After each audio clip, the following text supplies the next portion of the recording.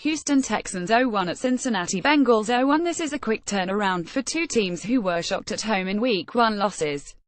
Now they must regroup and try to avoid falling into an 0-2 hole. Both offenses are a mess and both defenses are not playing up to expectations. This game has a real sense of urgency even though it's only Week 2. The Houston quarterback situation is a mess. It may be that way all season, but the Texans will likely fix their run game and defense. Cincinnati has proven offensive performers and will be better than a week ago. A veteran Bengal defense will likely settle down. There seems to be a feeling that Houston is a complete team without a sure thing at quarterback, while the Bengals are loaded with veteran players. Is Cincinnati's window starting to close? Keys to game. The Houston defensive line needs to take over this game. The Texans have three guys up front, J.J. Watt, Jadeveon Clowney, and Whitney Mercilus, who are almost unblockable when they are dialed in. They did not dominate in Week 1, with 0 sacks among them, and they were up against a mediocre Jacksonville offensive line. They face a Bengal front five, which is the weakness of their offense, especially in individual matchups. The Texans will move their trio along the line of scrimmage to find the right matchup. This should be a huge Houston advantage. Both offensive lines need big improvement. These were expected to be solid units, but Week 1 was distressing. Houston gave up a whopping 10 sacks to Jacksonville while Cincinnati allowed 5 sacks by Baltimore. What is most alarming is that they lose one-on-one battles when defenses rush only 4 and don't blitz. That means it may be more of a personnel issue and less a scheme problem. There is a trickle-down effect to the entire offense that results in no run game, marginal play action, and too many quarterback hits. The superior Houston defensive front should dominate this trench battle. What will this Houston offense look like? All three tight ends are in concussion protocol and they will not likely play on a short week. That really changes what formations and personnel groupings they will use. The Texans may go to multi-receiver sets and spread things out against a Cincy defense that doesn't handle sub-packages well. The Bengals do not have great man cover guys. Also, those softer defensive personnel groupings could open up more room for the run game. Bill O'Brien wants more production from his tight ends, but that will be out the window in this game. Key matchup: Houston quarterback versus Cincinnati pass coverage. Whoever starts at quarterback will likely have a short leash, and at least in the near future this position could be a revolving door. Tom Savage can run the entire offense, but Deshaun Watson will go to less plays with bootlegs and rollouts and half-field reads, but he brings a flair to this offense that we don't see from Savage. Both guys will see a Bengal defense that prefers to rush only 4 and play zone coverages behind it to hide their man coverage deficiencies.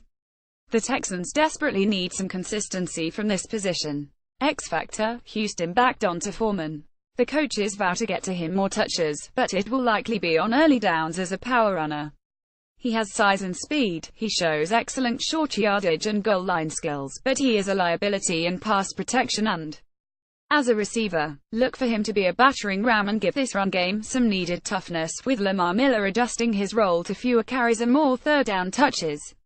The Bengals' defensive line is not as good as it has been in the past and Foreman will get to his chance to wear it down between the tackles. Fantasy football focus. After lethargic Week 1 performances, it is hard to get excited about these offenses. Houston is a buyer-beware offense because of an unsettled quarterback position and all three tight ends being out because of concussions. That leaves DeAndre Hopkins as their best hope and rookie D'Onta Foreman as a deep sleeper. He will likely take touches away from Lamar Miller. What will you get each week from the committee-style Cincinnati rushing game and an up-and-down Andy Dalton that leaves Tyler Eifert and A.J. Green as solid fantasy guys, but their production is a direct result of quarterback play? App photo: Jason E. Mitchell. Chicago Bears 0-1 at Tampa Bay Buccaneers 0-0. Both teams come into this game feeling good about themselves, even though Chicago is coming off a close home loss to Atlanta and Tampa Bay is coming off a chaotic weekend in which it tried to dodge Hurricane Irma and had its game at Miami postponed to Week 11. Little is expected from the Bears, but they played hard versus a superior Atlanta team that looked flat. However, their lack of playmakers is a big problem. The Bucs have a lot of their own playmakers, but they did not play up to expectations in the preseason. They need to attack a less talented Bear team with a very aggressive game plan and put them away quickly. The Bucs need to avoid the dreaded trap game versus an inferior opponent who already has a game under its belt. Keys to game: the Bucks need great early game play calling. The Bears are not very talented, but they are a resilient bunch. They will hang around if opponents don't put them away early. They have a game in the bank and the Bucks do not. Bucks coach Dirk Koetter does a good job scripting his early plays. He now faces a Chicago defense that is fairly predictable in its schemes in those game situations. The Bucks need early success not only to build their own confidence, but also to deflate the Bears' confidence from a week ago. Can the Bears play bend but don't break defense? They have a very simple defense that gives up a lot of plays between the 20s, but they try to tighten up close to the goal line. They will play a lot of cover 2 with only a 4-man rush versus the Bucks, so the windows in this defense are well defined. The key will be for Jameis Winston to make smart throws off good reads and not force balls into coverage as he often does. Tampa Bay will move the ball against this defense but must be creative and efficient in red zone play calling. The Bears have good red zone numbers on defense and the Bucks do not in their red zone offense. Something has to give. The Bucks need to play good third down defense. They were the best in the NFL in this category in 2016 and it is a key part of their improved defense. The Bucks cannot afford to let the Bears' methodical offense convert on third down with Jordan Howard runs. The Bucks have a huge edge in explosiveness on offense and big play potential, but that can only happen if they have the ball. The number of offensive possessions and time of possession are two stats to keep an eye on. If Tampa Bay controls both categories, it should be in good shape. Key matchup: Chicago back Jordan Howard versus Bucks linebackers. If the Bears expect consistent offensive success, it will have to be with a Howard run game. He is physical and hits the hole hard, but he is also patient and seems willing to let his blocks form. He has a real challenge versus the Bucks' Kwon Alexander and Lavonte David, physical tackling machines who close and fill as well as any pair of linebackers in the NFL. Chicago has upgraded the interior of its offensive line. This will be a real battle between the tackles. The Bears need to slow this game down and control the time of possession to keep the Bucks' explosive offense on the sidelines. That pressure falls on the Howard run game. X Factor: Chicago back Tarik Cohen. Who is this guy? He emerged from being an unknown rookie 4th-round draft choice to become the only explosive weapon in this offense. He is small, 56, 179, but quick and elusive and tough to bring down in space. He had 66 yards rushing versus Atlanta, but where he can do his best work is as an outlet receiver. He caught 8 passes for 47 yards and a touchdown on swing passes and checkdowns, where the Falcons linebackers struggled to cover him in the open field. The Bucks linebackers are excellent upfield attack guys, but getting them in coverage versus Cohen could be an advantage for the Bears. Fantasy football focus: this is a tale of two very different offenses. The Bucks have a lot of weapons and versatility if they can get consistency from Winston, but their Week 1 game was postponed. They are still a work in progress. Expect solid production from Mike Evans and Cameron Brate and good Winston numbers versus the Bears zones, but nothing from the run game. This may be a week to play the Bucks defense. With a game under their belts, it looks like the Bears can get production from Jordan Howard. Who else can they lean on if they are not behind and forced to throw, which could lead to inflated Mike Glennon numbers, but they have virtually nothing at receiver against an improving Tampa Bay defense. Last week little Tarik Cohen looked like a guy who gives this offense a much-needed spark, but is he a one-week wonder? A lot of fantasy players are scrambling this week to add him to their roster. Buffalo Bills 10 at Carolina Panthers 10. Both teams are coming off Week 1 wins, but their mindsets heading into Week the 2nd of May be totally different. Buffalo is in rebuilding mode and 2017 wins won't be easy to come by, so beating the hapless Jets at home is a positive thing. Much more is expected of Carolina, and while the Panthers easily beat another hapless team, the 49ers, they looked rusty and will have to play much better against tougher opponents. They hope that they got some of their offensive problems worked out at San Francisco. Buffalo should not present a lot of problems if they play a smart game and don't let the LeSean McCoy run game control the pace of this contest. If the Panthers are the elite team that we think they are, they should be in total control of this game. Keys to game: McCoy needs to attack the Carolina defense wide. The Bills want more production from their outside zone run game, but McCoy must have patience for blocks to form before he hits the hole, which has not always been his style. Attacking the edges of the Carolina defense makes sense, because running right at the defensive ends wears them down and also neutralizes their ability to pursue. Running inside at their elite defensive tackles and linebackers is not a recipe for success. McCoy needs to take over this game if Buffalo has any hopes of pulling out a road upset. Cam can have success versus Buffalo cover 3. Sean McDermott believes in zone looks on the snap with some man looks before the snap, and he won't bring a lot of blitzes, so Cam Newton will have well-designed throwing windows to attack. If the Bills struggle to apply pressure with their front four, he will have time to read his progressions, something he needs to do better. The cover 3 is a bend but don't break scheme designed to limit big plays and force the quarterback to be patient. This may not be a productive deep game for the Panthers. Cam may have to be satisfied with underneath throws and multiplay drives, not exactly his style. Can Carolina get to Tyrod Taylor with only a four-man rush? Carolina has a similar philosophy on defense to what McDermott brings to Buffalo from the Panthers. The Panthers want pressure from their front four while they drop 7 defenders into coverage and prefer not to blitz. Buffalo will see a cover 3 scheme. Taylor has not shown a consistent ability to exploit zones, especially inside.